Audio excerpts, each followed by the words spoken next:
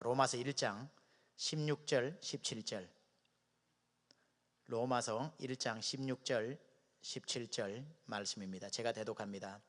내가 복음을 부끄러워하지 아니하노니 이 복음은 모든 믿는 자에게 구원을 주시는 하나님의 능력이 됨이라. 먼저는 유대인에게요 그리고 헬라인에게로다. 복음에는 하나님의 의가 나타나서 믿음으로 믿음에 이르게 하나니 기록된 바 오직 의인은 믿음으로 말미암아 살리라 함과 같으니라. 아멘. 오늘 귀한 선교사님 모시게 되었는데 제가 잠시 소개해 드리고자 합니다. 김홍배 선교사님이신데 일전에 우리 교회 한번 다녀가신 우리 한국의 침례신학대학교 교수님으로 계시는 안희열 교수님이 저와 아주 이렇게 서로 제가 많이 배우고 교제를 하는 우리 목사님이시고 교수님이십니다. 한 번은 저한테 전화를 하셔서 목사님, 제가 좋은 선교사님 한 분을 소개해 드리기를 원하는데 한번 소개 받으시겠습니까? 좋죠. 어떤 분이십니까? 우리 한국의 침례교회가 이제 중앙아시아를 중심으로 선교를 집중적으로 해오는 가운데 약 700에서 800분의 선교사님을 파송했습니다. 우리 침례교가 한국에서 선교사님을 굉장히 많이 파송하는 교단입니다. 안희열 교수님이 이렇게 말씀하시더라고요. 우리 700명, 약 800명 되시는 선교사님 중에 탑3 안에 드시는 분이십니다. 그러시더라고요. 그래서 제가 귀가 반짝 열렸습니다. 그러면서 또 두 번째 이렇게 말씀하시더라고요. 탑3 안에서 탑1입니다.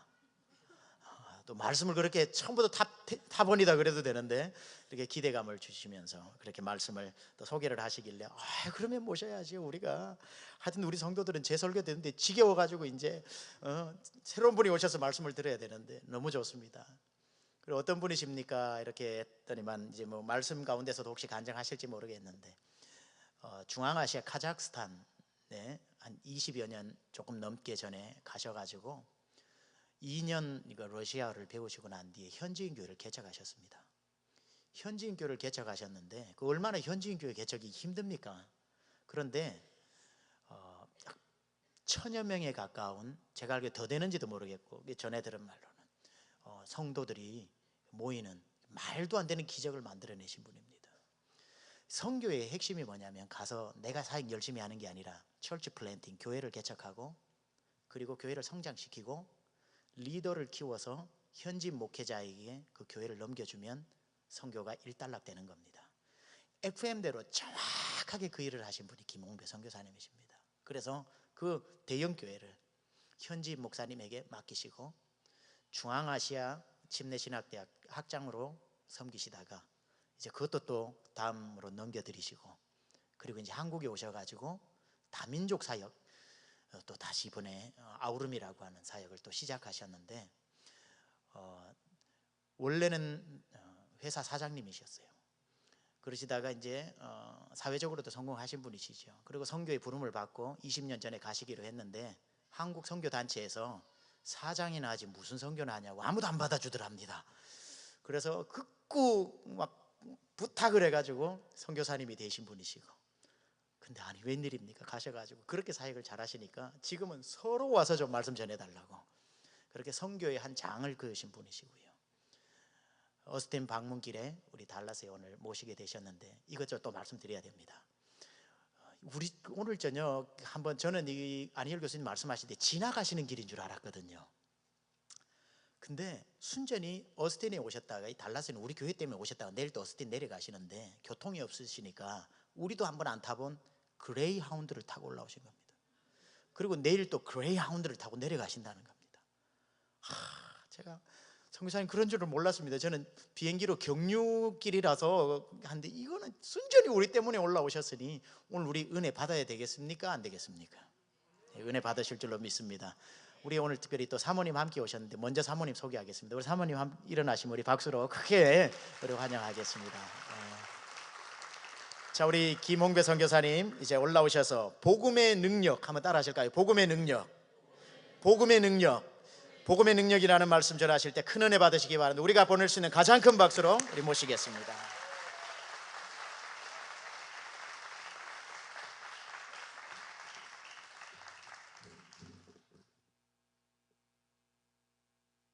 너무 과찬하셔서 몸둘 바를 모르겠습니다. 우리 사랑하는 세미한 성도 여러분들 뵙게 돼서 반갑고요.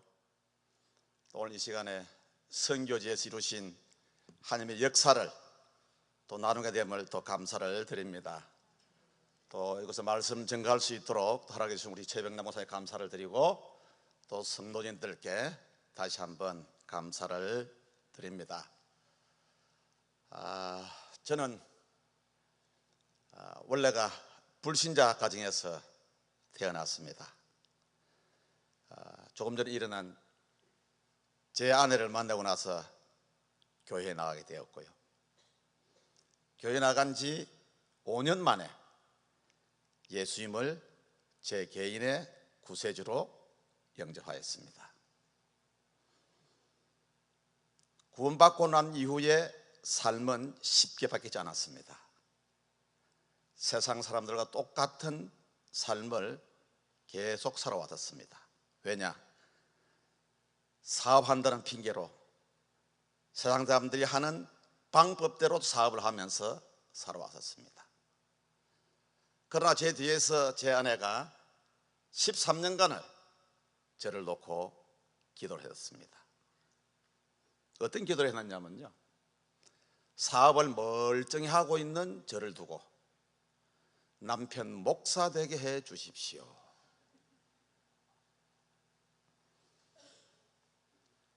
나중에 알고 보니까 제 아내가 8살 때에 그 어린 나이에 선교사의 꿈을 가졌다라는 것이었습니다. 그것도 그 한국의 종로에 있는 성동교회 선교사가 세운 교회였거든요. 그 교회 3대째 집안의 자녀로 태어나서 하나님을 섬기고 있었는데 8살 때에 그 선교사님으로부터 그런 꿈을 가졌다고 합니다. 그 제 아내의 기도의 응답으로 또 저를 사랑하시는 하나님께서 저에게, 야 홍배야, 너 가는 길이 그 길이 아니다. 내가 너를 지명하여 불렀나니 너는 내 것이라. 이 길로 와라. 그래서 40의 나이에 신학을 하게 되었습니다. 신학을 하면서도 저는 사업을 또 해뒀습니다. 그래서 45살에 모든 것을 이제 다 내려놓고 목사가 되고 선교사가 되어서 카자흐스탄이라는 동토의 땅으로 가게 되었습니다. 그때 제 아이가 딸이 둘입니다. 고등학교 1학년, 중학교 2학년 두 딸을 데리고 영하 3, 40도 되는 동토의 땅 카자흐스탄으로 가게 되었습니다. 그 당시 구소련 연방이 막 해체되고 난 다음이기 때문에 정치적으로 경제적으로 사회적으로 상당히 불안한 그러한 상황 속에 있었던 그런 시절이었습니다. 쌀이 없어서 죽을 써 먹기도 하고요, 빵이 없어서 라면을 끓여 먹기도 하고,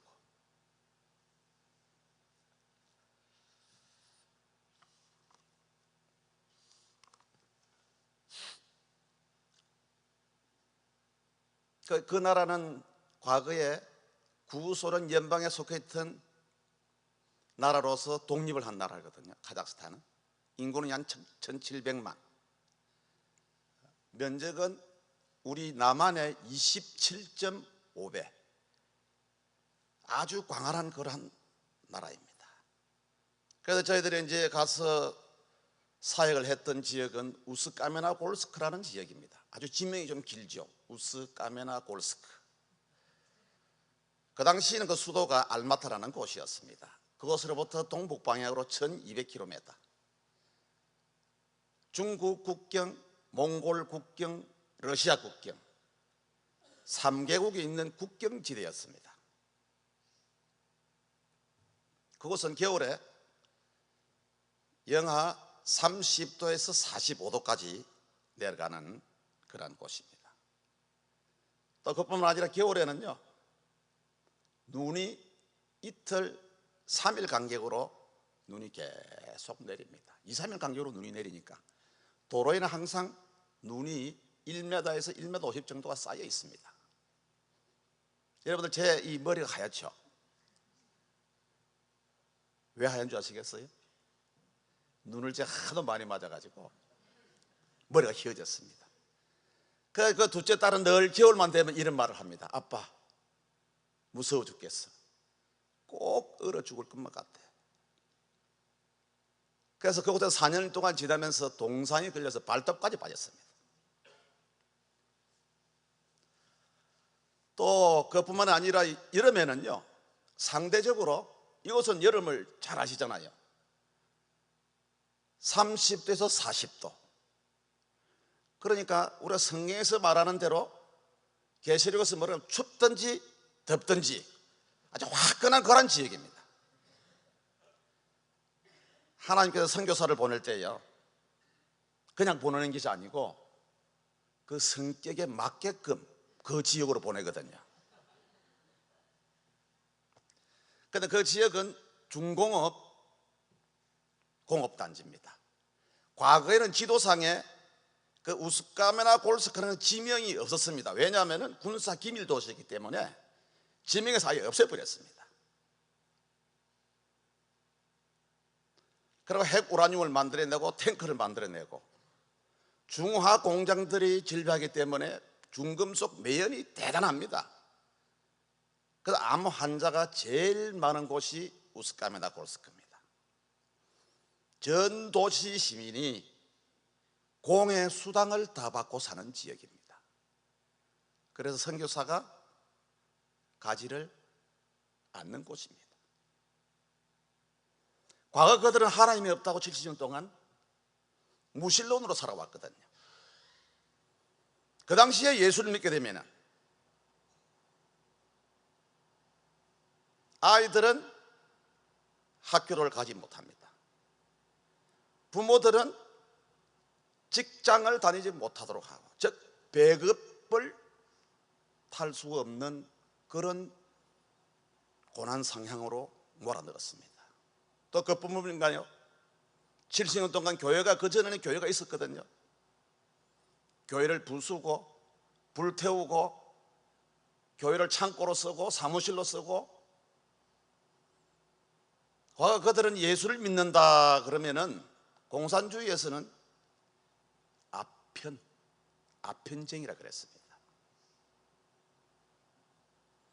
그러니까 예수 믿는 것 자체가 아주 어려운, 아주 몰살을 시키는 그런 게 바로 공산주의였었거든요. 그런데 그들은 그거 대신에, 예수님 대신에, 하나님 대신에 레닌을 앉혀놓고 살았습니다. 과연 레닌이 어떤 레닌인가? 저희들이 이제 지교회를 세웠습니다. 첫 번째 지교회를 세웠는데 그 지교회가 그 지명이 뭐냐면은 레니나골스크라는 지명입니다. 레니나골스크라는 지명은 뭐냐면은 러시아 말로 하면은 레닌의 도시다, 그런 말입니다. 그래서 그 입구에 이제 딱 들어가면은 레닌의 초상화가 크게 걸려 있습니다. 그 밑에 이런 글이 써 있어요. 레닌은 살았었고, 레닌은 살아있고, 레닌은 영원할 것이다. 하나님의 자리에 레닌을 앉혀놓았습니다. 즉 레닌이 믿음의 대상이었습니다. 그런 그들이 70년 동안 그 레닌을 숭상하고 살아온 그들의 실상은 과연 어떤가?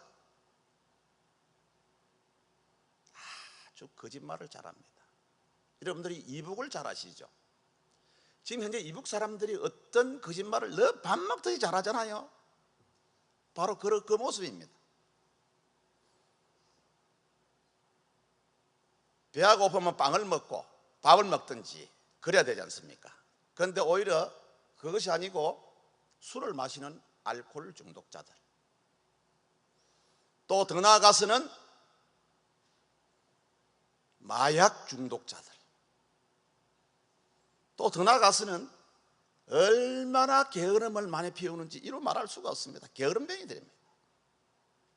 어느 정도 게으름뱅이냐면요, 저희가 이제 2년 언어 사역을 하고 교회를 세웠는데, 교회에서 예배를 드리는 이제 학교의 건물 강당을 빌려서 예배를 드렸습니다. 근데 처음 들어가서 이제 그거를 빌려달라고 해서 이제 이야기를 하고 계약을 체결했는데, 그 나오면서 화장실을 들어갔는데 화장실이 어떻느냐, 화장실은 마땅히 칸막이가 있어야 되는 거죠. 6개 변기는 있는데 칸막이가 전혀 없는 거예요. 그래서 야, 이거 참 문제구나. 교회가 성도들이 오면은 화장실을 사용해야 되잖아요. 그래서 제가 학교장한테 이야기를 했어요. 이 좀 우리가 돈을 들여서 칸막이를 칠 테니까 좀 허락을 해달라고. 그랬더니 좋다 그래요. 그래서 인부 2사람을 그곳에서 채용을 했습니다. 우리나라 같으면요, 칸막이 6개 치고 문 닫는 거 하루면 다 해치울 겁니다. 근데 미국은 한번 열흘 정도 걸리겠죠. 그건 1달, 2달, 석 달. 일하는 모습이 어떠냐면요, 아침에 나와가지고 2사람이 앉아서 담배를 피는데 50분, 잡담하면서 50분, 10분 가서 일하고, 다시 나와서 50분 잡담, 담배 피고 또 10분 가서 일하고. 그럼 하루에 얼마나 일을 합니까? 일을 하지 않죠. 구소련이 또 멸망한 이유가 바로 그런 이유도 있습니다. 게으름뱅이들. 왜냐? 그 사람들은 원래 배급제잖아요. 공산주의 사상은 아주 좋은 겁니다. 그러나 배급 받는데 뭐 피땀 흘려서 일을 하나 안 하나 나중에 나와서 배급 받는 거는 똑같잖아요. 그러니까 뭐 피땀을 일할 필요가 없는, 즉 노동의 가치를 상실한 그런 나라였습니다. 그러고 성경에서 말하는, 로마서에서 말하는 그들은 양심이 마비가 되었습니다. 어느 정도 양심이 마비가 되었는가? 저희 2딸이 그 현지학교를 다녔거든요. 작은 딸은 4년 동안 그곳에 있으면서 예수 믿는다고 아이들이 짝을 해주지를 않았습니다. 뭐 그건 또 그렇다 치고, 시험을 치잖아요. 학생들이 시험을 칠 때에 남의 거를 봐야 됩니까? 안 봐야 됩니까? 컨닝을 안 해야죠. 그런데 그래, 우리 딸은 컨닝을 안 했거든요. 안 하니까 하는 말이, 그 주위에 있는 학생들 하는 말이, 야 이 바보야, 너는 뭔데 남의 거 안 보는 바보냐. 바보래요. 자기가 바보지. 그런데 그 선생님이요, 그것을 못하도록 막아야 되는데 그냥 내버려 둡니다. 큰딸은 그 동카자흐스탄 주립대학에 2년 동안 다녔거든요. 2학년까지 다녔는데, 한 번은 선생님이 레포트를 해오러 숙제를 줬어요. 그래서 열심히 이제 도서관에 가서 숙제를 해서 이제 가져갔습니다. 그런데 외국인 애니까 옆에 아이한테 이 악센트를 좀 찍어달라고 부탁을 했어요. 레포트를 주면서. 그런데 그 아이는 그날 숙제를 해오지 않는 아이였습니다.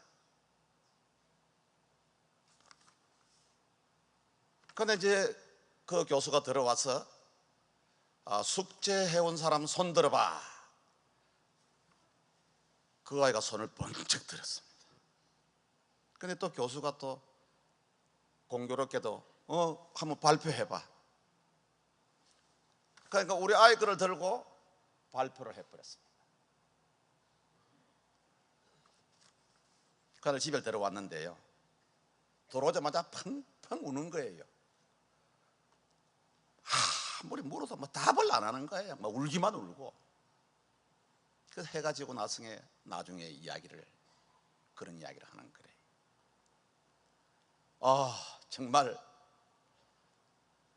피가 저도 거꾸로 솟아올랐습니다. 야, 어떻게 사람이 이럴 수가 있나. 제가 복음을 전하러 간 선교사잖아요. 그들을 바라보는 마음이, 정말 저들에게 내가 복음을 어떻게 증거하겠느냐, 미움이 앞서기 시작을 했습니다. 저들에게 복음을 전해서 뭐가 사람이 되겠냐. 근데 주님께서, 야 홍배야, 너는 뭐 저들하고 다른 게 있냐. 내가 저들을 위해서 십자가에서 내가 죽었노라. 저들도 나의 창조물이다. 나도 저들의 영혼들을 내가 민망히 여긴다. 그런 말씀을 저에게 하시는 거예요. 그래서 그 이후부터 그 마음을 가지고 복음을 전하기 시작했습니다. 복음이 전파되니까 첫 번째 이제 무신론이 무너지기 시작했습니다. 공산주의가 무너지고, 진화론자들이거든요. 진화론이 무너지고, 모슬렘이 무너지고, 철의 장막이 무너지기 시작했습니다. 복음으로 사람들의 마음이 새롭게 변화가 되니까, 그래서 또 교회가 이제 부흥되기 시작을 했습니다. 그런데 사단이 가만히 있질 않죠. 사람들이 변화되고 영적인 사건이 막 일어나니까 사단도 마찬가지로 일어나고 대적을 하기 시작했습니다. 카작 모슬렘 사람들이 교회를 불태워버리겠다 하고, 저희 가족을 몰살시키겠다 그러고, 저를 죽이겠다 그러고, 심지어는요 예배 시간에 가슴에 칼을 품고 나타나는 사람이 있어요. 딱 요래가지고요, 요 앞에 앉아가지고 제가 설교하는데 이렇게 보여줘요. 칼 보라고. 목사가 설교할 때는 눈을 뜨고 해야지 뭐 눈 감고는 못 하잖아요. 근데 기도는 어떻게 합니까? 이제 예배 마치면 말씀 끝나고 나면 기도는 눈 감고 해야 되잖아요. 제가 눈을 못 감았습니다. 눈을 뜨고 그 사람 쳐다보면서, 그리고 뭐 그쪽에 있는 KGB가요 저를 늘 추방시키려고 미행하고, 저희 집 전화 도청하고, 뭐 꼬투리를 잡아서 어쨌든 저 사람을 내보내야 되겠는데, 그뿐만 아니라 교회에 또 첩자를 2사람을 보냅니다. 항상 누군지를 저희는 알 수가 없습니다. 그곳에 가서 제가, 그 사람들은 진화론에 젖어있기 때문에 창조론을 제가 강의를 했거든요. 창조냐 진화냐, 대학 강당을 빌려서 강의를 했는데, 그 다음날 우리나라 말하면 안기부 대번에 저를 뭐라 그러냐면요, 스파이라, 러시아 말은 스피온이거든요. 철장문 2개 들어가는데 들어가서 치조를 받기도 하고, 참 여러 가지 위협적인, 정말 생명의 위협을 느끼면서 그곳에서 사역을 해왔었습니다. 그러나 굴하지 아니하고 담대하게 복음을 전했습니다. 오늘 16절의 말씀처럼 복음을 부끄러워하지 않았습니다. 왜냐? 복음은 하나님의 능력이기 때문에. 저희 교회를 감시하는 발로진이라는 종교성 최고 높은 담당자가 있습니다. 그 사람의 모든 동향을 그 사람의 보고를 다 봤거든요. 우리 전 교회 교인들이 이제 수련회를 간다고 광고를 주일날 하는데, 그 다음날 딱 되니까 전화가 다 왔어요. 하는 말이, 당신 교회 수련회 간다는데 자리 2자리 좀 마련해 놓으라. 알았습니다. 왜냐? 자기들이 와서 우리가 뭘 하는지를 체크를 해야 되니까. 그래서 갑시다 하고 같이 갔어요. 그 2박 3일 동안 아주 수련회를 은혜스럽게 잘 마쳤어요. 근데 폐회 예배가 되었는데 저 뒤에 앉아 있다가 손을 이제 번쩍 드는 거예요. 하고 왜 그러냐? 이 마이크 좀 빌려달라는 거예요. 그런데 가슴이 제가 철렁 내려앉았습니다. 아이고, 이거 은혜스럽게 수련회가 잘 마쳤는데 저 사람이 무슨 찬물을 끼얹으려고 이 마이크를 달라 그러는가? 안 줄 수가 없죠. 나오라. 그 나와서 한다는 말이, 여러분들이 지금 현재 핍박받고 고난받는 것을 잘 알고 있습니다. 그러나 이번에 이곳에 여러분들 함께 2박 3일 동안 이곳에 제가 거하면서 하나님의 사랑이 무엇인지를 깨닫게 되었습니다. 우리 성도들은 그분이 어떤 분인지 다 너무 잘 알거든요. 과거 공산시절 때에 사람을, 예수님 사람이었으면 가두는 사람이었는데 그 사람이 나와서 하나님의 사랑이라는 이야기를 하니까 깜짝 놀라는 거예요. 그러면서 드디어 하는 말이, 이 라드니 교회는 동카자흐스탄에 꼭 필요한 교회입니다. 여러분 위축되지 마시고 하나님의 일들을 열심히 하십시오. 감시하러 왔다가 은혜 받고 사람이 바뀐 겁니다. 이 누가 할 수 있습니까? 사람이 할 수 있나요? 지식이 그를 바뀔 수 있나요? 그 사람은? 철학이 그를 바꿀 수 있나요? 사상이요? 하나님이 그 사람을 변화시키겠습니다. 그래서 본문 16절에 보면은 이런 말씀이 있습니다. 먼저 유대인 헬라인에게 복음이 필요하다고 이야기했죠. 그 당시에는 유대인 헬라인은 것은 전 세계를 지칭하는 이야기거든요. 즉 모든 민족, 선민이든 이방인이든 남녀노소 불문하고 다 복음이 필요하다는 그러한 말씀입니다. 그렇습니다. 세계 어느 민족이든지 복음이 들어가면은 사람이 바뀌게 되어 있습니다. 저희 교회를 담임하고 있는 독일계 러시아인, 제가 그분에게 위임을 했거든요. 그분은 알코올 중독자였습니다. 한번 술을 마시기 시작하면은 일주일 내내 일하지 않냐고 집에서 술을 마시는 그런 알코올 중독자였습니다. 그가 변해서 저희 교회의 현재 담임 목사가 되었습니다. 자살을 7번이나 시도했던 사람이 복음이 들어가니까 새 사람으로 변해서 저희 교회의 셀 리더가 되어서 하나님을 잘 섬기고 있고요. 또 저희 교회에 빵 얻어 먹으러 왔다가, 저희는 토요일마다 이제 그 글식자들을, 노숙자들에게 빵을 나눠줬습니다. 빵을 나눌 때 그냥 빵을 준 것이 아니고 꼭 성경 말씀 한번 읽고 짤막한 메시지 하고 빵을 나눠줬거든요. 그때 복음이 들어간 겁니다. 그런데 그 사람이 변해서 지금 저희 교회에 사찰이 되었습니다. 성경을 지금 10독 이상을 했습니다. 우타미르라고 하는 형제가 있는데 그 형제는 과거에 경찰이었습니다. 모슬림주의자고 공산주의자고, 그 친구도 술만 마시면은 들어와서 부인을 손찌검하고 겁박하고 그런 친구였었어요. 근데 그가 복음이 들어가니까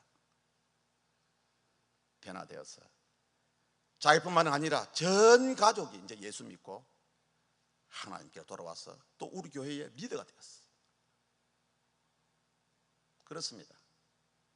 복음만이 사람을 의인으로 만들 수가 있습니다. 복음만 들어가면은 사람이 바뀌게 되어 있습니다. 삶의 목적을 잃어버린 영혼들이 삶의 목적을 가지고 살아갈 수가 있습니다.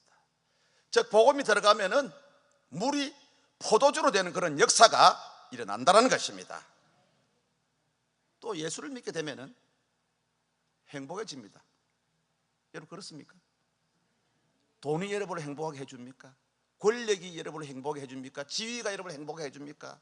그렇지 않습니다. 예수 그리스도의 복음이 들어가면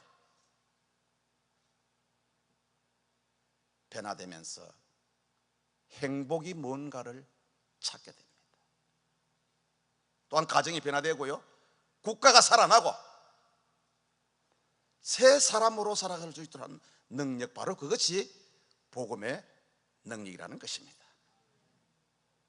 사랑하는 우리 세미한 성도 여러분들, 여러분에게는 바로 예수 그리스도가 어떤 분이십니까?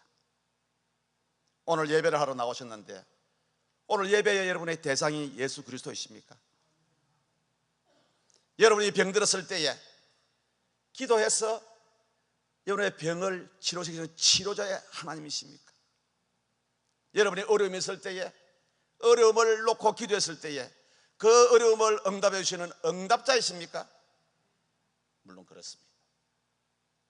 그러나 우리가 한 가지 분명히 알아야 될 것은 복음은 예수 그리스도의 십자가입니다. 복음은 그리스도께서 우리의 죄를 위하여 죽으시고 장사 지낸 바 되었다가 성경대로 사흘 만에 부활하신 것을 의미합니다. 요한복음 5장 24절은 그렇게 말씀하시죠. 내가 진실로 진실로 너희에게 이르노니 내 말을 듣고 나 보내신 이를 믿는 자는 영생을 얻었고 심판에 이르지 아니하느니 사망에서 생명으로 옮겼느니라. 복음은 구원을 주시는 하나님의 능력입니다.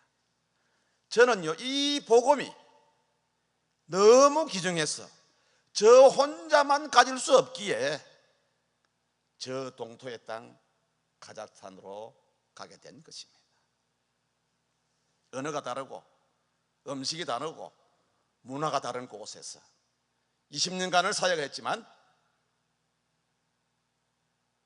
지금은요, 그 복음이 카자흐스탄을 변화시키고 죽은 영혼들이 살아나는 그런 역사가 지금 현재 일어나고 있습니다.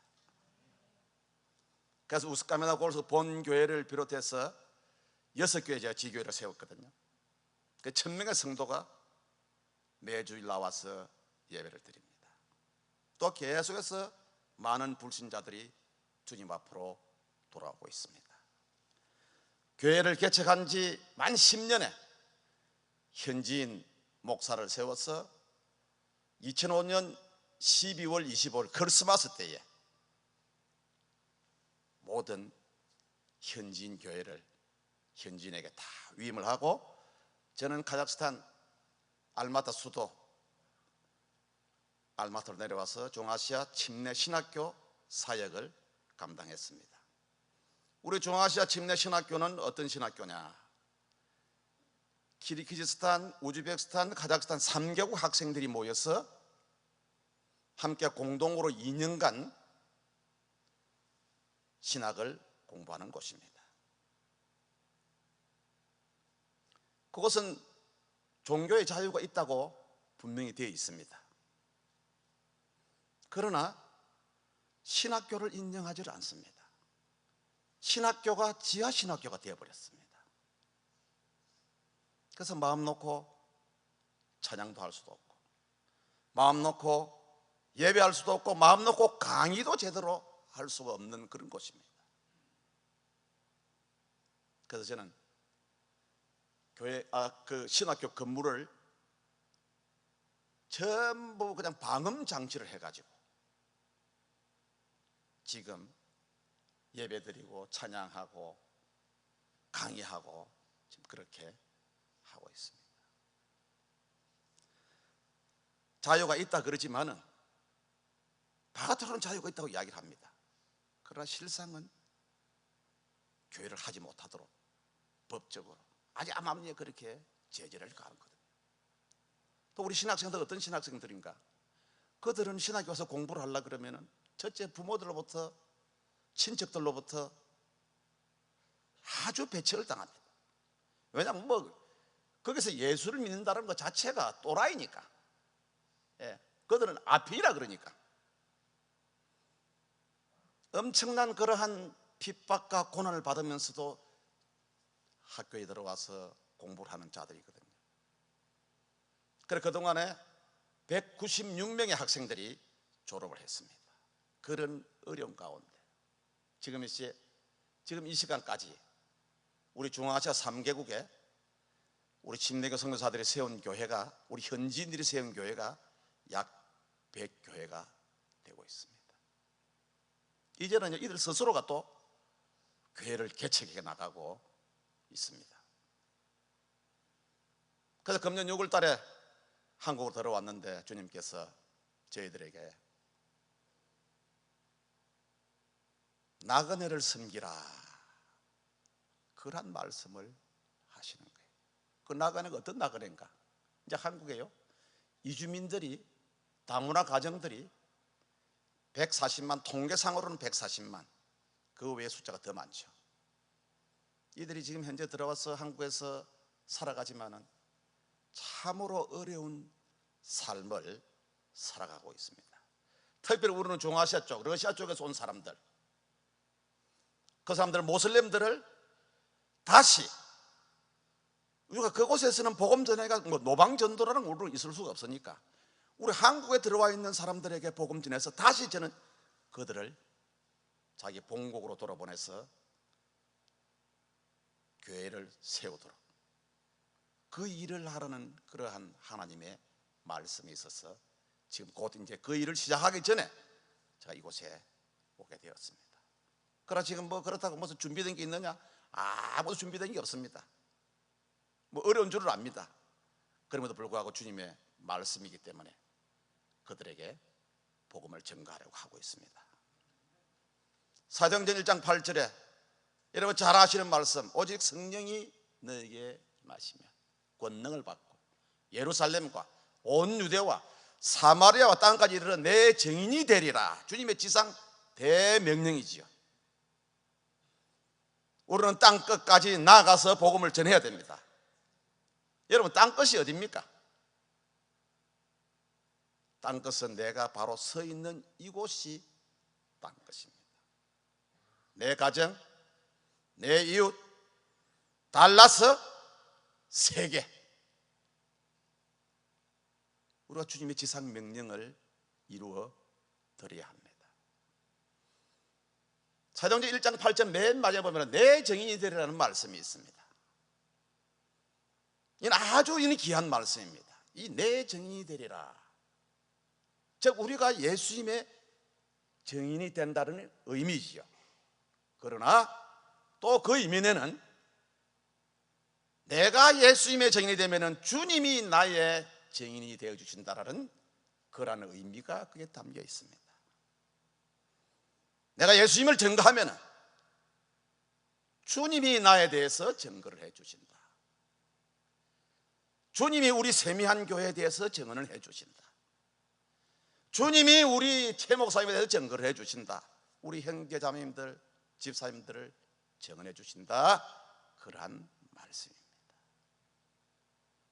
우리는 이제 언젠가는 이 세상을 떠나서 주님 앞에 설 날이 있을 것입니다. 그때 주님께서 여러분들을 어떻게 증언해 주실까요? 착하고 충성된 종아, 내가 나를 위해서 고난을 받으며 복음을 전하며 고난의 증인이 되었으니 내가 너에게 생명의 면류관을 주노라.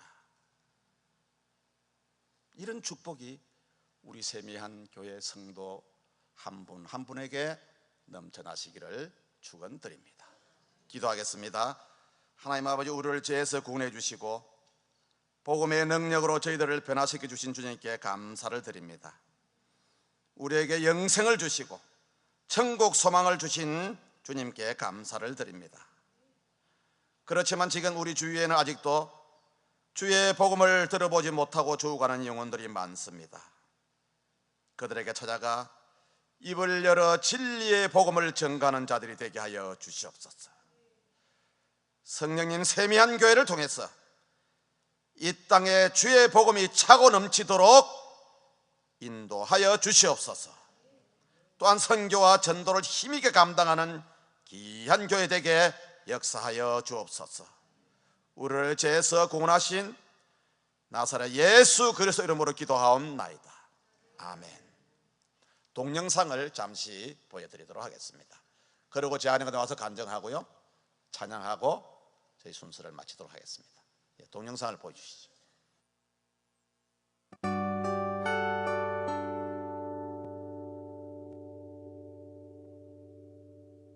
복음의 증인되라 하는 주의 명령을 따라 93년 8월 11일 김홍배 선교사 가족은 구소련 동토 지역에 복음의 발을 내디뎠습니다. 카자흐스탄이란 나라는 남한의 27.5배가 되며 인구는 1700만입니다. 종족은 약 120여 종족으로서 주된 종교는 무슬림과 또한 천년 역사를 자랑하는 동방정교회입니다. 동방정교회에는 의식 중심의 예배를 드리고 있으며 아직도 잔재한 레닌의 공산주의 의식이 사람들을 사로잡고 있습니다. 까장민족은 유목민이라서 유르따를 접어서 어디든지 풀이 있는 곳이면 돌아다니면서 풀을 먹이고 또한 이동을 하는 사람들입니다. 구소련 독립 이후에 경제 발전이 있다 하지만 아직까지도 빈민층들이 많이 있습니다. 하루하루 벌어먹기 위해 우유를 팔거나 쓰레기통을 뒤지며 다니는 사람들을 곳곳에서 볼 수 있습니다. 그 중에서도 심각한 문제는 아직까지도 마약을 하는 사람들이 많이 있습니다. 반면에 부유층의 사람들은 마치 외국을 연상하기도 하는 그런 쇼핑센터에서 쇼핑을 하기도 합니다. 120종족이 살고 있는 까장민족들과 슬라브 인들인 러시아 민족을 볼 수가 있습니다.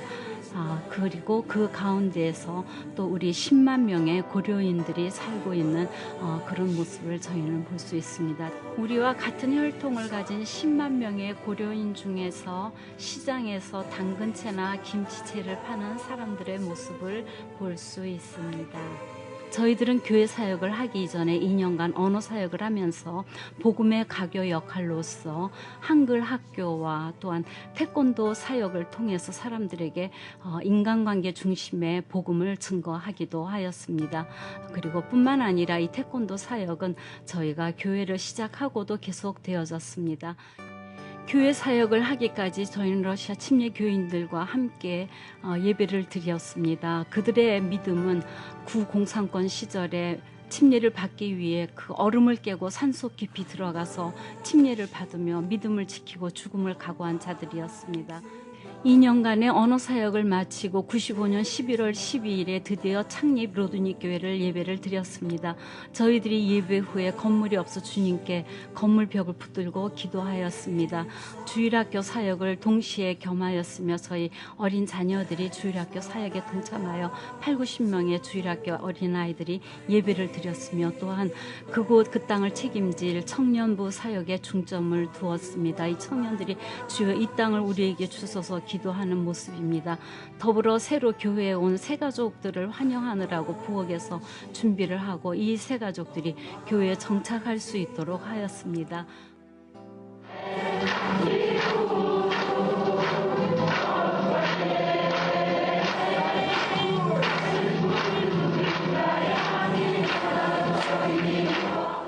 식사가 마치고 난 이후에 저희들의 라드닉 교회 사역을 소개하며 그들이 교회에 정착하고 난 이후에 새 생명을 얻는 길 성경 공부를 통해서 주 예수 그리스도를 영접하도록 하였습니다. 주님을 구세주로 영접한 그를 침례 강가에서 침례를 주는 장면입니다. 또한 그들이 구세주를 영접한 이후에 제자로서의 삶을 살도록 1:1 양육 성경 공부를 가르쳤습니다. 뿐만 아니라 날마다 하나님의 말씀을 묵상하도록 성경 큐티하는 훈련을 가르쳤습니다. 가정교회 리더들을 대상으로 한 상담과 치유 사역을 통하여서 그 리더들의 마음이 회복되어지고 있는 모습입니다. 또한 불신자들을 초청하여 가정교회로 인도하여 그들이 교회에 정착하여서 예배를 드리고 또 그리스도의 제자로서 점점 성장하고 있는 예배드리는 모습입니다. 뿐만 아니라 전도 여행을 통하여서 주님을 전하였습니다. 몽골과 알타이 지역에 선교 여행을 다녀왔습니다. 주 예수를 믿으라고 그들에게 전하였지만 외면하는 그들의 모습을 어찌할지 마음이 아픕니다. 현지인 지도자들을 세워서 1회 목사 안수식이 있었습니다. 참으로 저희들에게 감격스러운 날이었습니다. 뿐만 아니라 지교회를 세웠습니다. 이 지교회에 사역자들을 보내어 곳곳에 주님의 복음이 증거되고 그들도 주를 영접하도록 하였습니다. 소구리 지교회의 모습입니다. 이 교회 주변에는 마약 환자들이 참으로 많은데 우리 교회를 통해서 그들이 주께로 돌아오고 치유받기를 소원합니다. 소구리 라드니 교회 가정교회의 모습입니다. 카자흐스탄에서 범죄율이 가장 많은 지라노프스키의 복음을 전하여서 그 교회에 복음이 증거되고 믿는 자들이 많아 지금 현재 약 30명 가량의 성도들이 모인 교회를 이루고 있습니다. 알코올 중독자들이 많은 지모비오라는 지역에 주님의 몸된 교회를 세웠습니다. 850명이 넘는 성도들을 한 장소에 수용할 수 없어서 주께 기도하였습니다. 주님께서 아름다운 성전의 청사진을 허락하여 주셨고 현지인 목사님과 함께 첫삽질을 하였습니다. 유난히 겨울이 긴 그 지역에서 빨리 건축을 하려 하였지만 뜻대로 되지 아니하였습니다. 철근만 올려놓고 지붕을 덮지 못해서 그곳에 눈이 온 것을 성도들이 나와 눈을 치우고 있는 장면입니다. 유리를 끼우지 못하여 비닐을 치고 예배를 드리고 주님께 기도하여서 모든 성도들이 힘을 합하고 곳곳에서 후원을 허해 주셔서 저희들의 교회가 이렇게 아름다운 모습으로 완공이 되어졌습니다. 모든 성전 완공을 마치고 저희들은 2005년 12월 25일에 현지인 목사님인 볼프 블라지미르 목사님에게 모든 사역을 위임하는 위임식을 가졌습니다. 저희들이 떠나고 난 이후에도 그곳에는 복음이 증거되어서 교회가 계속 부흥되어졌습니다. 크리스토스 바스크리에서 부활절 예배를 드리고 있는 모습입니다.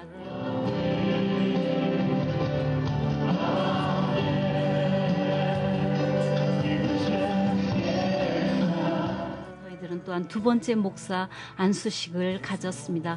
현지인 지도자 3명의 목사님들이 다시 안수식을 받는 두 번째 안수식입니다. 추수감사주일 예배에 복음을 증거하여 회심자들이 나오고 주께 침례를 받는 장면입니다. 주님께서 허락하여 주신 본당 내에 있는 침례탕에서 주님 하나님 아버지가 그리스도의 이름으로 침례를 주는 장면입니다. 뿐만 아니라 사회 곳곳에 영향력을 주는 동카자흐스탄의 교회가 되기 위한 노인 사역도 겸하여 하고 있습니다. 특별히 호스피스 사역을 통하여서 시한부 인생을 살고 있는 그들에게 복음을 전하고 있습니다. 주일학교 어린이 성경학교의 모습입니다. 어린이들에게 복음의 씨앗을 뿌려 이들이 앞으로 장차 카자흐스탄을 책임질 귀한 제자로서 일꾼으로 태어날 것입니다. 우리들의 주일학교 사역을 통하여서 또한 청년부 사역이 부흥되고 이들이 또한 어른들의 사역으로 부흥될 것입니다. 그러나 교회 안에는 아직도 믿음이 연약한 자들이 있습니다. 그들이 교회에 정착하여 든든한 주의 일꾼으로 되기 위하여 트레스디아스라는 사역을 통하여서 교회에 정착하도록 하는 사역을 감당하고 있습니다. 주님께서 저희들에게 중앙아시아 침례신학교라는 새로운 사역을 허락하여 주셨습니다. 중앙아시아 3개국에서 온 학생들이 주님의 말씀을 연구하는 신학교 사역입니다. 우즈벡에서 온 왼쪽에 홀베카 일리아는 2년간의 신학 수업을 받는 도중에 검찰의 습격을 받아 신학 수업을 마치지 못하고 집으로 돌아가야 하는 안타까운 일이 생겼습니다. 그럼에도 불구하고 다른 모든 학생들은 무사히 신학 수업을 마치고 졸업식을 하였습니다. 위구르 형제 스몰린과 우즈벡 자매 니소는 환란과 핍박에도 공부를 마치고 자기 가족 민족을 품고 돌아갔습니다. 저희 학교를 졸업한 학생들은 1년에 5개 이상의 교회를 개척하는 사역을 잘 감당하고 있습니다. 주님께서 저희들에게 새로운 건물을 주셔서 새로운 강의실에서 공부를 하고 있는 학생들의 장면입니다. 2년 동안 학교 수업을 마치고 공동생활을 통하여 자신 속에 있는 모든 것들을 내어놓고 주님 앞에 무릎 꿇고 민족을 품고 기도하는 우리 신학생들입니다. 현재 카자흐스탄에는 2년 전부터 법이 개정되어 개신교 신학대학을 인정하지 않습니다. 오직 카자흐스탄 무슬림 대학교만 인정하고 있는 상태라 저희들은 비인가가 되어서 신학교 운영을 하고 있습니다. 그럼에도 불구하고 끝까지 신학교육을 마치도록 여러분께 기도를 부탁드립니다. 뿐만 아니라 1년에 2차례씩 중앙아시아의 목사 전도사를 초청하여 목전 세미나를 하고 있습니다. 이것을 통하여 그들의 영적 성장을 이루고 회복을 이루어서 다시 한번 복음의 열정을 가지고 중앙아시아의 각 지역에 각 민족에 나아가 주의 복음을 전하고 그들이 땅끝까지 이르러 주님이 오시는 그날까지 그리스도의 일꾼으로서의 사명을 감당케 되어질 것입니다. 지금까지 저희들의 선교 사역에 기도와 물질로 동력해 주심에 감사드리며 주님 오시는 그날까지 계속해서 선교의 동력자들로 나아가기를 원합니다. 감사합니다.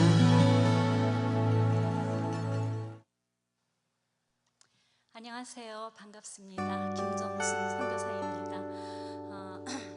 목사님께서 말씀하셨는데 저희가 그레이하운드 버스를 타고 이제 조금 지친 그런 몸과 그런 마음으로 이렇게 호텔에 도착을 했는데 호텔에 이렇게 탁 들어갔는데요. 거기에 이렇게 장미꽃이 딱 화병에 꼽혀져 있고 환영합니다 하는 카드와 함께 또 뭐 무슨 간식거리 이렇게 해서 리본으로 예쁘게 해가지고 이렇게 저희를 맞아주시는데 20년 동안 선교지에서 겪었던 그런 어려움과 아픔들과 그런 힘들었던 것이 한순간에 녹아져 내려가는 듯한 그런 참 감동이었습니다. 정말 감동 먹었습니다. 세미한 교회, 세계를 품고 미국을 품고 한국을 품는 여러분 교회를 축복합니다. 감사합니다. 방금 보신 이 동영상처럼 저희는 93년도 8월에 사춘기의 두 딸들을 데리고 우스카미나골스크라는 지역으로 갔습니다. 그 우스카미나골스크는 유난히 아까도 겨울이 길다고 그랬잖아요. 어느 정도냐 하면은 이렇게 길거리에 나가면은 제 눈썹이 그냥 1분 만에 이렇게 싹 올라가서 얼음 고드름이 집니다. 너무 추우면 또 이제 상점에 들어가서 고드름을 녹이고 또 이렇게 걷고 해야 될 정도로 아주 그런 추운 지역에서 저희가 사역을 하였습니다. 아까도 말씀드린 것처럼 화장실이 이렇게 다 튀어져 있다고 그랬잖아요. 저희 딸들이 이제 현지 학교를 다녔는데 화장실에 가서 용변을 보려고 그러는데 거기가 문이 없어요. 문이 다 이렇게 그냥 트여져 있으니까 얘네들이 그 땅에는 외국인이 없습니다. 저희 가정밖에 외국인이 없어요. 그러니까 얘들이 마치 동물원의 원숭이를 구경하듯이 애들이 우르르 몰려와가지고 저희 딸들 용변을 보고 있는데 그 모습을 보고 있으니까 저 애들이 어떻게 일들을 볼 수가 있겠어요. 그러니까 그냥 참고 집에를 오고, 그래서 그 다음부터는 아침이면 물도 안 마시고 될 수 있으면 집에 오는 시간까지 아주 그걸 참고 오느라고 애를 쓰고 그렇게 살았어요. 한국이나 미국에는 공중 화장실이 참 많은데 거기에는 지금도 그래요. 지금도 이런 공중 화장실이 없습니다. 자기네 그 상점이 있어도 열쇠를 잠가 놓고 자기네들만 사용하지 일반 사람들이 화장실을 사용할 수 없도록 그렇게 만들어 놨거든요. 그래서 어떤 때는 저희 딸들이 집에 돌아올 때쯤 벌써 참지 못하고 또 볼일을 그냥 이렇게 하고 오는 그런 참 어린 그 자녀들이 사춘기의 소녀 시절에 참 어려움도 많이 겪었던 그런 시절입니다. 배추도 없고 쌀도 없어가지고요. 너무나 밥이 먹고 싶고, 아까 죽을 먹었다 그랬잖아요. 너무 밥이 먹고 싶고 김치가 너무 먹고 싶은데 그 남쪽에 알마따에를 가면 쌀과 배추가 있다는 것을 알고 저희 남편이 차를 가지고 왕복 2,400km 거기를 차를 몰고 가서 배추하고 쌀하고 사서 식구들 밥해 먹이고 김치 먹도록 하겠다고 그 차에 실어가지고 이렇게 오다가, 거기는 겨울이 굉장히 빨리 오거든요. 10월 초였는데 눈이 왔어요. 첫눈에. 그리고 그 나라 눈은 우리나라 눈하고 이게 조금 틀리대요. 운전해 본 저희 남편이 그런데 굉장히 미끄럽대요. 그래가지고 첫 새벽에 거의 저희 동네를 다 왔는데 어떡하다 탁 미끄러져 가지고 완전히 그 이렇게 논두렁 같은 데에 그냥 꼬라 이렇게 박아 뒤집어진 거예요. 집에를 왔는데 보니까는 모든 유리가 다 깨졌어요. 다 깨져서 비닐으로 거기를 다 이렇게 비닐으로 막고 테이프로 이렇게 붙이고, 그래도 그 배추는 버리기가 너무나 아깝잖아요. 그러니까 배추를 가지고 왔는데 집에 들고 왔는데 보니까는 배추에 유리 파편이 다 박혔더라고요. 그래도 그거를 이제 저희가 참 너무나 김치가 먹고 싶으니까는, 그래서 참 아유 그 목숨을 내놓고 이렇게 이 먼 길을 2,400km를 달려서 그렇게 쌀과 이렇게 배추를 사가지고 와서 그 목숨까지 잃을 뻔했는데, 그 다음부터 저희가 주님 이제는 이 먹는 것 때문에 순교하지 않겠습니다 하고, 그 다음에는 배추 그냥 포기했어요. 포기하고 있는 거 캬배추 있으면 캬배추 해서 담가 먹고 뭐 그렇게 저희가 살았습니다. 교회를 개척하는 동안 2년 동안 사람들을 많이 사귀어야 하잖아요. 그들은 저희들을 굉장히 의심과 경계의 눈초리로 쳐다봤습니다. 왜냐하면은 그 나라에서는 대한민국이라는 나라 자체가 모르는 사람들이 많았어요. 왜냐하면 그 지도상에도 보면 저희 나라가 얼마나 조그맣습니까? 그러니까 이 조그만 대한민국에서 온 너네가 뭐하러 우리한테 왔냐? 돈이 없으니까 돈 벌어 먹으려고 왔지, 우리 돈 뜯어 먹으려고 왔지, 그런 사람들로 가득 찼었어요. 그러니까 그 사람들에게 우리의 마음을 열고 우리가 당신들을 사랑해서 이렇게 예수님을 전하려고 왔습니다, 그렇게 얘기를 하려니까 처음에 사람들을 사귀어야 되잖아요. 그래서 저희가 결정한 것이 우리 가정을 오픈하자. 그래서 저희 집을 오픈을 했습니다. 매주 금요일마다 2~3가정씩을 저희 집으로 초대를 해서 2년간 식사 대접을 했어요.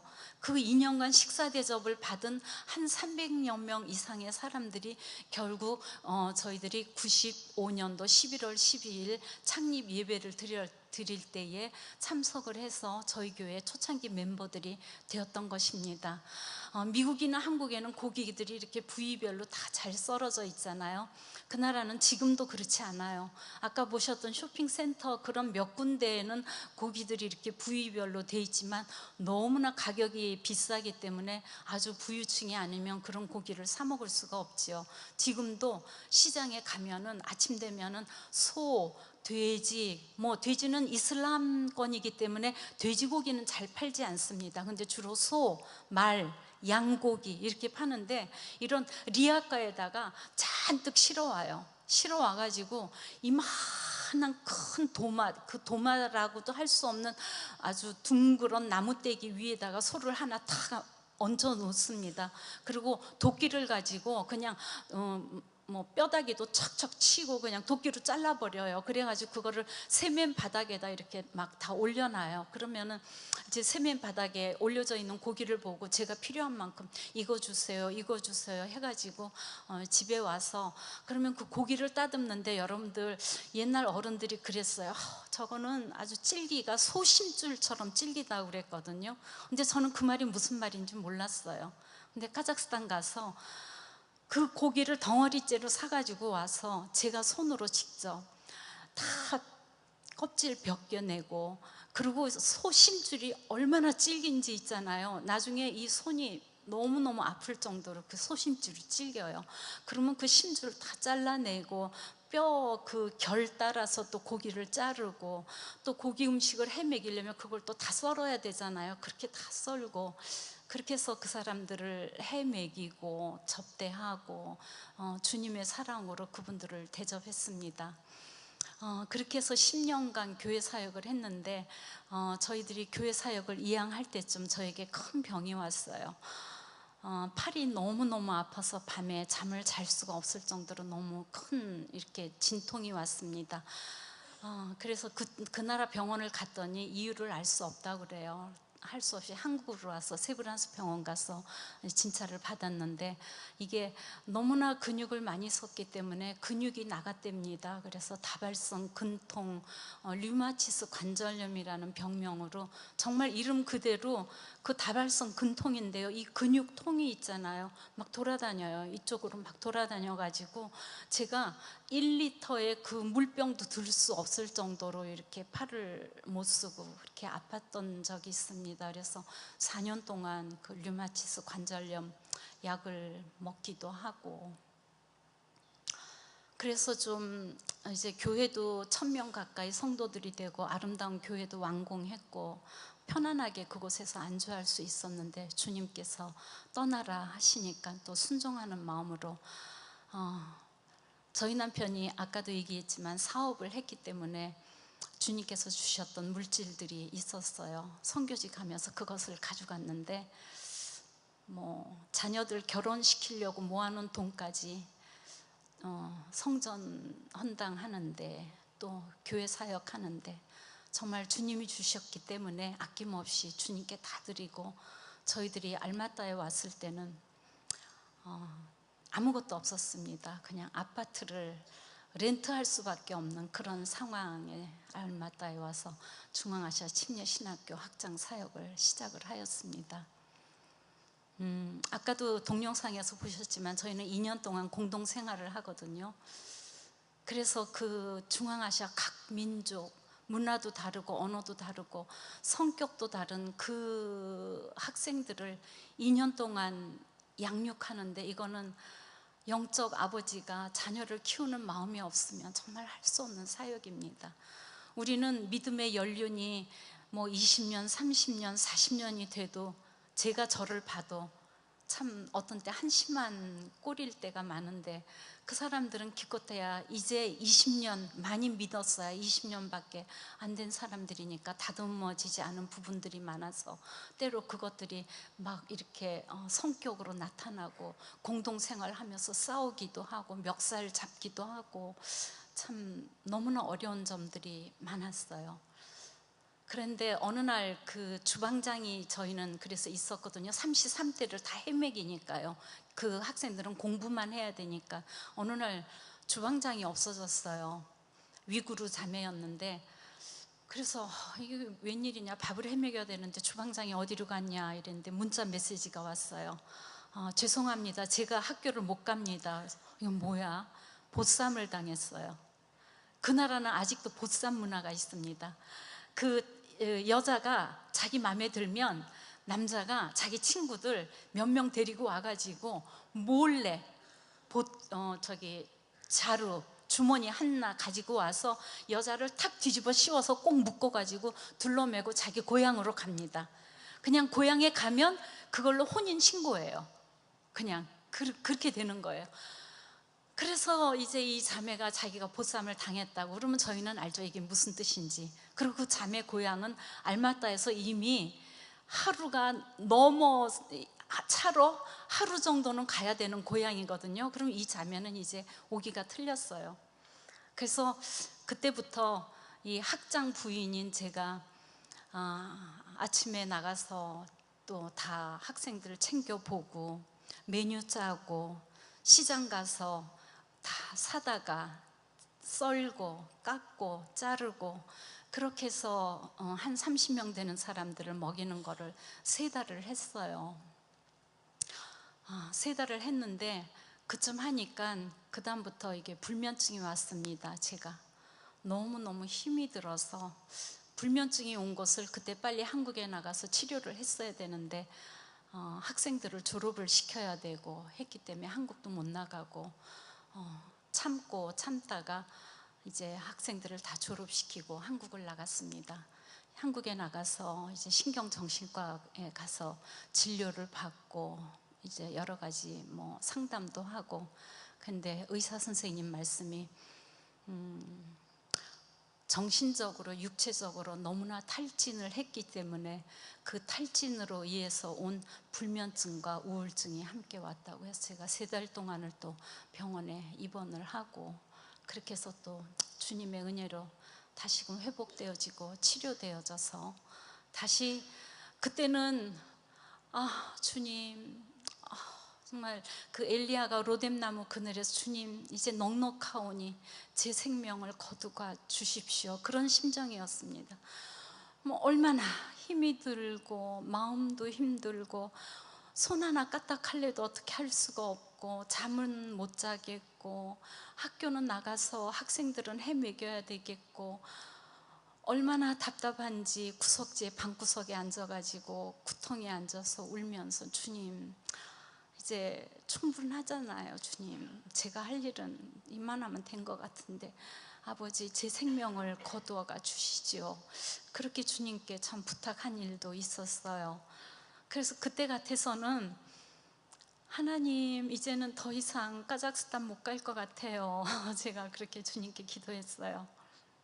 그랬는데 이게 조금 회복이 되니까 참 선교사는 못 말립니다. 정말로 너무나 카자흐스탄이 그립고 학생들이 그립고 가서 또 내가 그 사역을 안 하면 나는 안 되지, 내가 가야 되는데 그래가지고 또다시 카자흐스탄을 가서 신학교 이제 사역을 마무리를 잘 하였습니다.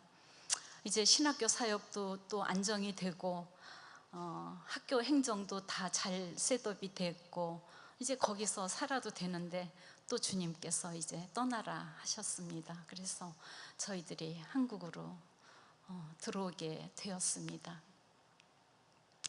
여러분들이 잘 아시는 앵커 오프라 윈플리가 이런 이야기를 했습니다. 당신에게 만약에 다른 사람에게 없는 어떠한 것이 있다면 그것은 당신의 사명입니다. 당신에게 그 무엇인가 어떤 일에 대한 부담감이 있다면 그것은 당신의 사명입니다. 당신에게 남이 겪어보지 못한 그 어떤 아픔이 있다면 그것은 당신의 사명입니다. 당신에게 어떤 특별한 꿈이 있다면 그것은 망상이 아니라 그것은 당신에게 주신 사명입니다. 그렇습니다. 주님께서 저희들에게 남이 갖지 못한 타문화권의 20년간의 경험을 허락하여 주셨습니다. 또한 저희들에게 남이 겪어보지 못한 사역하면서 또 타문화권의 사람들과 살아가면서 겪은 그런 아픔들이 있습니다. 또 왠지 그 이주민들, 다문화 가정들, 한국에서 나그네로 살아가는 그분들을 보면은 정말 저희들의 마음 가운데 어떻게 하면 저분들을 섬길까? 어떻게 하면 저분들에게 다가가서 그리스도의 사랑을 증거할 수 있을까? 이런 마음에 큰 부담감이 있습니다. 그래서 그것이 저희들의 꿈입니다. 이것은 망상이 아니고 주님께서 저희들에게 주신 새로운 비전입니다.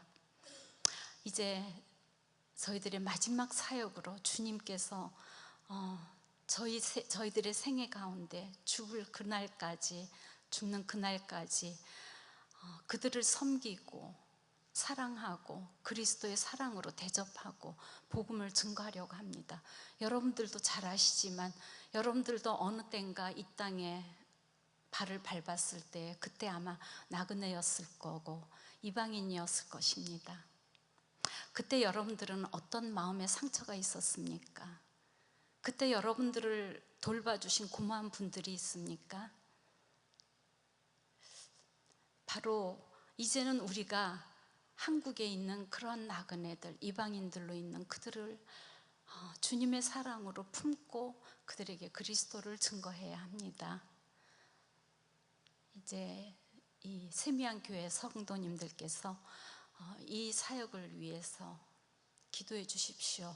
하나님께서 저희들에게 지혜 주시고 사랑 주시고 복음을 증거할 수 있을 만한 이주민들을 만날 수 있도록 해주시고 또 저희들에게 영육간의 강건함을 허락하시고 돕는 손길도 보내주시고 필요한 재정도 채워주시도록 함께 기도로 협력해 주셔서 정말 주님이 오시는 그날에 저희가 그리스도 앞에서 함께 생명의 면류관을 받는 그런 저와 여러분이 되시기를 간절히 축원을 드립니다.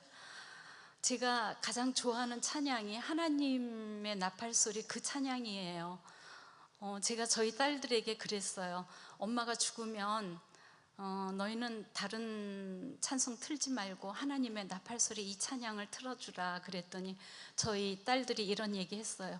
엄마, 이 찬양이 너무 힘이 있어서 엄마가 죽었다가 관 속에서 벌떡 일어날 것 같아. 근데 오늘 또 마침 찬양팀에서 그 찬양을 했는데요.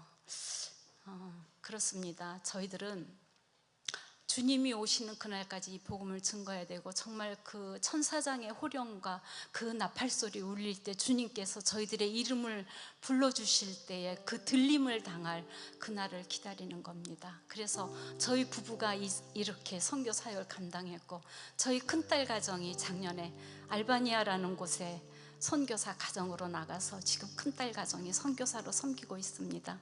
작은딸 부부가 한동대를 나와서 참 좋은 직장이 있었지만 그 모든 것들을 내려놓고 저희 작은딸 내외도 내년에 선교사 훈련을 받고 부모를 따라서 그 동토의 땅, 작은딸은 발톱이 빠졌는데도 꼭 엄마 죽을 것 같아 하는, 무서워, 너무 추워서 얼어 죽을 것 같아 하는 그 땅으로 또 내년에 카자흐스탄으로 저희 작은딸 가정이 선교사로 나간다고 합니다.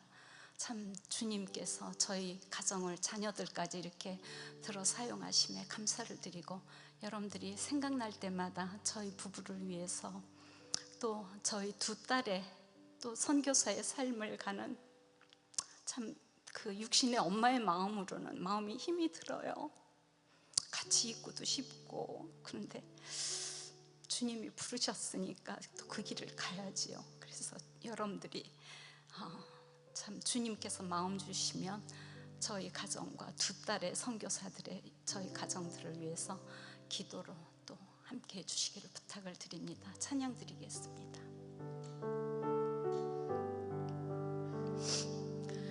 하나님의 나팔소리 전지진동할 때에 예수 영광 중에 구름 타시고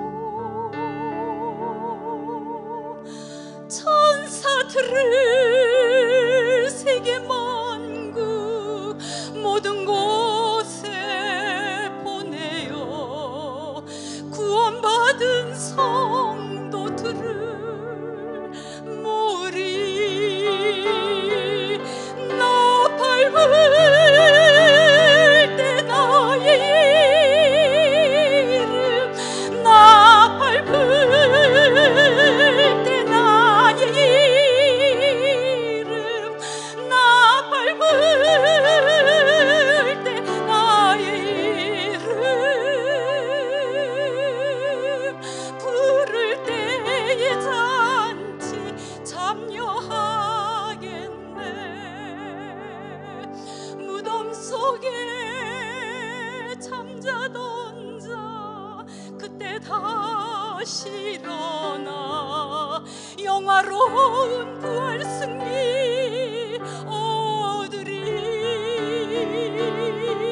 주의 택한 모든 성도 구름 타고 올라가 공중에서 주의 얼굴 배우리.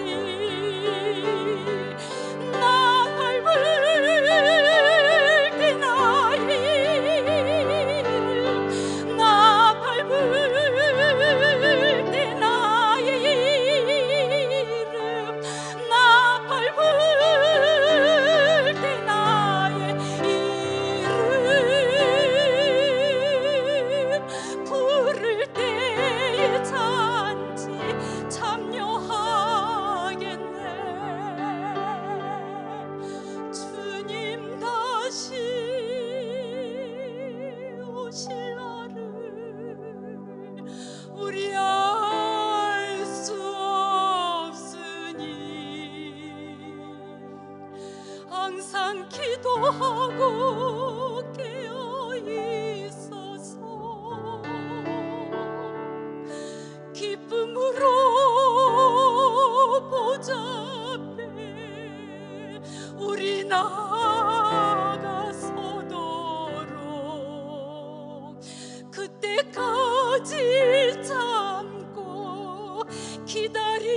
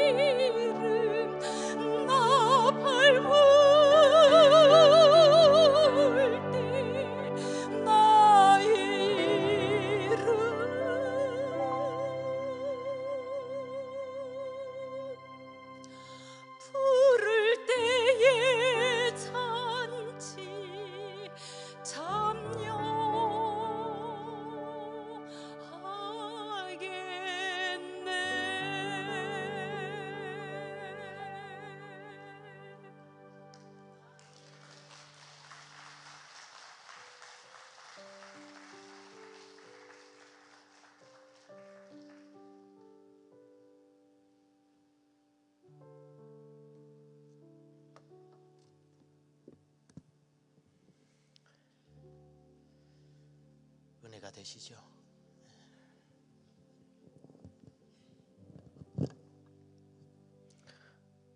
우리 안희열 교수님께서 왜 우리 김홍배 선교사님 가정을 마르고 닳도록 그렇게 칭찬하셨는지 제가 이제 말씀을 듣다 보니까 알 수 있겠습니다. 우리 다윗 좀 우리 사모님 찬양이 천국에서 천사가 내려와서 찬양하는 것 같지 않습니까? 우리가 오늘 헌금 시간을 좀 가질 겁니다. 저는 우리 김홍배 선교사님 네 분의 간증을 들으면서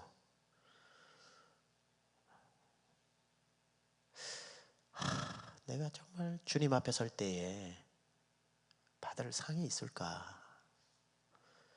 저는 없을 것 같아요. 왜냐하면 여러분의 사랑을 제가 다 받아버렸기 때문에 필요 이상으로 정말 사랑과 축복을 받고 있기 때문에 저는 주님 앞에 서기 참 부끄러운 사람인 거 확실합니다. 저 두 분은 정말 하나님의 나팔 소리를 부를 수 있는 사람이 이 땅에 몇 분이 될까? 근데 두 분은 정말 부르셔도 될 분들입니다. 다시 우리 한국에 약 200만 명이 넘는 우리 이주민들이 있습니다. 이제 한국은 단일 민족이 아니라 한국 사람은 다수 민족입니다. 하나님이 우리 한국 땅에 수많은 사람 보내주었는데 또 이제 마지막 인생을 아낌없이 알뜰히 주님 앞에 바치고자 시작하는 그 사역, 우리 함께 동참하기 원합니다. 여러분 오늘 저녁에 또 헌금으로 동참하시는 분도 계시지만 미처 준비하지 못했는데 마음에 감동 주시는 분, 우리 주일날 헌금하시면 제가 우리 선교사님에게 전달 계좌로도 하도록 하겠습니다. 감동 주실 때는 하는 겁니다. 감동 주실 때는 그냥 하나님이 하라고 말씀하시는 거예요. 우리 자격은 부족하지만 하나님의 나팔 소리 천지진동할 때 우리 한번 찬송하는 가운데 우리 예물 하나님 앞에 드리도록 하겠습니다.